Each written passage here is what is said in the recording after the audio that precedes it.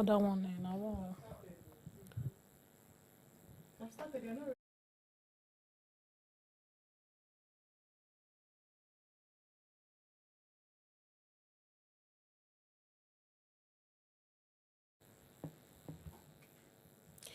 Welcome back to Youth Agenda. Lately, the whole PDP faction has become, something of mayhem, a problem. Like Wike said, you all left man, this party, you left man. He said, you people, but actually that's what's playing now because Jang, the former governor of Plateau State, who's also an elder statesman there, has come out to say that there's no faction, there's no this, there's no that.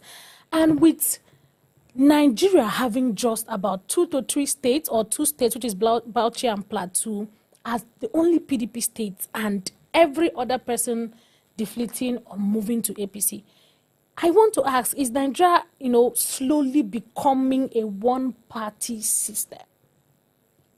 Is it slowly, is it becoming or gradually becoming a one-party political system?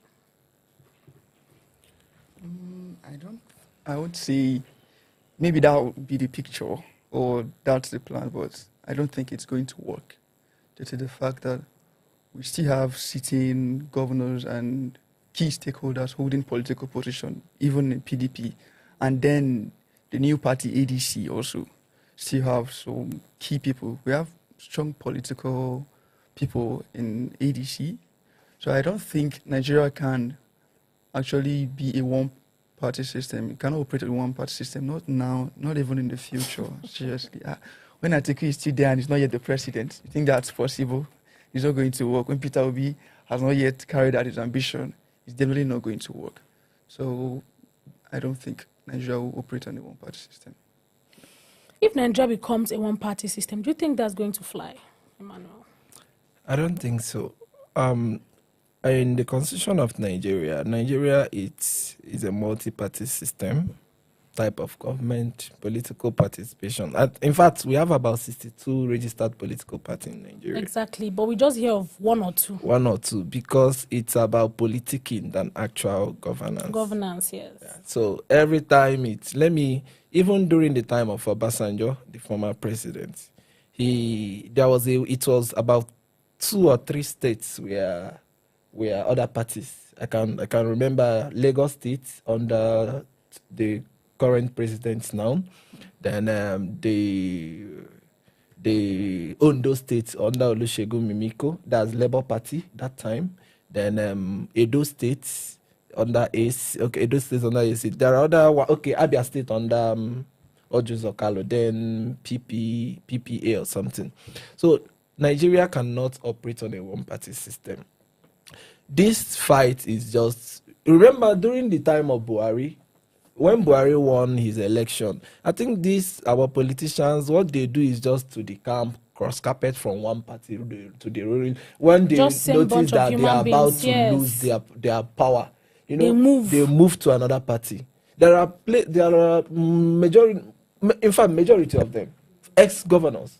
They have corruption scandals, but once you join that, we have 31. Everything gets muted. Nobody talks about those issues. Let me not mention, but one of the former Kogi, let me mention the state, but not the person. Former Kogi state governor, he's on the corruption watch list. He was being convicted of 80 billion naira.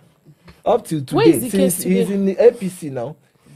Let's take it back to Malam Nasha El-Rufai, the former Kaduna State governor. Today, now he's in the opposition. He's in their custody. But when he was in the APC, he was immune to But today, now, because he's fighting against it, so what these people do, what our politicians do, is just to to the camp from one party to the next, because they notice that once you join the ruling party, you are now immune to any. Well, so this is why it's happening. Let me take it from here. I am telling you that if Peter Obi happens to be becoming the president of this country, all these corrupt politicians, all of them in their numbers, the past and the present, all of them will still want to join the ruling party, because in the constitution of Nigeria there is no rule that is against you from moving from one party to the next. So that is why it cannot make Nigeria one party. The only thing is that they are fighting for their own personal pocket. So they want to be in the ruling party because what they fight is for the federal government FAC allocation, the local government allocation. Because that time when Obasanjo was president, Tinubu did not receive Lagos State allocation, like FAC allocation from, everything he was doing as the president, the governor of the Lagos State then was basically from Lagos State internally generated revenue. So I don't see it happening. In as much as we believe that the Jagaban of Nigerian politics is making that move, so far so good. I think during Buhari's time was about 20-something of them moving to a party, remaining about 11 other, but now we have about 31 state governors that are APC. All because they want to share the federal, because there's a way you talk, you will not receive your own. And let me tell you, most states in Nigeria depends on the FCT, on the federal government for allocation. Because states like Sokoto that does not generate revenue internally, enough revenue, they depend more on the federal government. So why these governors move is just to collect that money. In as well, they will collect that money, but you will not see what they are using that money for. They will just do one small kilometer of road, and that is all for the next 4 years. They will use that same road, buy palliative, rice, palm oil, and the rest, share to the people. They buy them for the next 4 years, and that is it. After that, they will look for a puppe and install as governor. This is the way. Moving to our our legislative arm of government, the same thing. Everybody wants to align with the ruling party. You get, so you will see a Senate president that should be tackling anything that makes any, because I think in Nigeria we only see it. It's not even about party here. I'm talking about even in the judiciary. They are now saying that they have gotten the judiciary. The other day, the FCT minister built. You see the finishing touches of the headquarters of the judges of Nigerian Supreme Court and the Court of Appellate Court. So you see that it's as if they have gotten all the arms of government. So, but they can't make it a one party because in the constitution of Nigeria, people will still. So definitely, it's not that with time. I believe Obi. If I'm to go, I would prefer Obi and Kwankwo. So it's a very strong movement now because Obi was in Kano State. You see the multitude that came out in support. So now Obi, then if Atiku can just mellow and support, be an elder statesman to this man, they will definitely have to find a way to divide the APC. Because the APC is almost 31 out of 35. They have gotten all. What's left? What's left? Not just the remaining 4. There's possibility that they may not even retain their governorship seats. Because in as well as Abia State is doing well, so I believe Abia can only retain by the will of the people. Osun State, definitely, I don't see that man going for second tenure. He's in an accord party. Bauchi, Senator Bala Mohammed, I believe he's doing well. Seyi Makinde, who happens to be in his second term, he will soon. By 2030, he will no longer be there. So I believe APC will. So unless there is a turn-up of events in 2027 election. But let's not mistake it. Nigeria is not a one-party system and can never practice such and will never be such. Thank you. Now, the wars have already started. The conflicts, the wars, and several opposing parties or opposition parties have been battling with leadership issues as well as, conflicts within themselves. You can see the likes of Atiku, Nyesom Wike, P2B, the issues within Labour Party and P2B moving from Labour Party to, ADC and the whole coalition and all of that. And that brings me to, asking, do you think with all these issues they are having, would they be able to overthrow the power of incumbency? I think power is something when you want to take power, you have to work together. But the way it's looking, I think there's going to be a problem between Atiku and Obi because Atiku is somebody that has had this ambition for a long time before Peter Obi came into the picture. And it's just funny how Peter Obi left PDP because of the same. He gave Atiku the ticket for the president, came to Labour Party, and again now they are both in ADC again. So we're just looking forward to see what will happen. But hopefully they work together. If not, I don't think they will be able to win against the APC if they don't work together.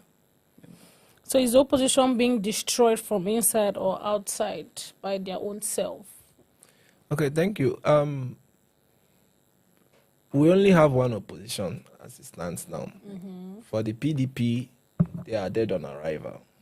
Because from the fight between Wike, Makinde, Atiku, who will be the head, who will represent us. But what is Wike fighting for? He does not even have a position in the party itself. It still boils down to Atiku's overambition in 2023-22 election or so. So Wike, you know, we are trying to make this thing, let it look as if every zone is being recognized. Yeah. You know, if outside that the then President Yaradua died, that obstructed the trend of how it should be. Because it was South after South. That's after coming from the Fourth Republic. It was the South, Obasanjo, it went to the North. Now it's supposed to go back to the South again. But Jonathan becoming president obstructed that. Now you will not. I think that was how Atiku started fighting. Now it was now the time of the South again. Atiku is still fighting for it, because definitely I believe that if Yaradua completed his tenure to the South, Atiku still got the chance to. After all, Donald Trump was the oldest president of America. Okay. He was the oldest. He was 79 years. He's on record up to that. So Atiku can still become the president. In as much as we are, as a Nigerian, we are looking forward to getting a young, vibrant leaders like the president of Senegal. We have Mali, this country, Burkina Faso now.